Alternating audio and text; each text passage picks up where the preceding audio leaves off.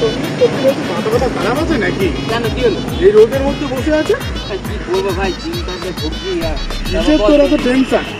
আর বলিস না, এই টেনশন নিয়ে চলছে। আচ্ছা, বাংলায় তো হাওয়া যা বইছে, এবার তো বিজেপি এসে গেল, আর রোদে বসতে হবে না। এবার যা হাওয়া চলছে না, এই যে শোন, বিজেপি আসুক, টিএমসি আসুক আর সিপিএমই আসুক, যেই আসুক ভাই, আমি আমার নিজের টেনশন নিয়ে ভুগছি। তোর আবার কিসের এত ভাই টেনশন, তো আমি বুঝতেই পারছি না। হ্যাঁ, তোর যে কিসের টেনশন বলছে বল। আরে আর বলিস না ভাই, কাল থেকে গেল আমার পাতলা পাতলা হাগু হচ্ছে। হ্যাঁ, এইসব উল্টো পাল্টা কথা সবসময় তো বলিস কেন রে? বিজেপি আর টিএমসি আসবে না যে আমার হাগাটাকে আটকে দেবে, বুঝছিস? যত সব পাবলিক প্লেসে উল্টো পাল্টা কথা বলিস তোরা। জানিস না যেন ওরা যেন আরে ওর বাজে বাজে টেনশনের কথা বন্ধ করতে হয়। চুপ কর, চুপ কর। হ্যাঁ বল, তোদের কিসের এত টেনশন? বল বল, তুই কি টেনশন?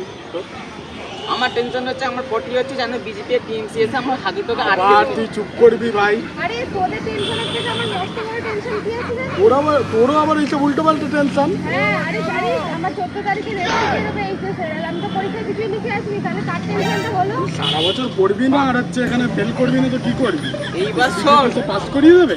এইবার তাহলে শোন, পাবলিক কি করে? তোদের মতো পাবলিকের জন্য না সরকার চেঞ্জ হতে পারে। এই দাঁড়া দাঁড়া দাঁড়া দাঁড়া, শোন, শোন। ওর শুধু খালি টেনশন যে একটাই, যে যাতে আমি ভোটেতে এবারে দাঁড়াতে পারি, যেন ও যেন নেতা হয়েছে। হ্যাঁ, তাহলে তোর বিজেপি এলে কি আমাকে পাস করিয়ে দেবে তো? তুই যদি না কিছু পড়াশোনা করিস, সারা বছর পাস করিয়ে দেবে তোকে? হয় নাকি? তোর মতো মূর্খ স্টুডেন্ট ফেল করেই বা। আচ্ছা, আমার হাগা হচ্ছে দেখ, আর ওর তোদের মুখ তো কথা তুই ভোটই পাবি না কেন? ধর এখান থেকে। যা এখান থেকে।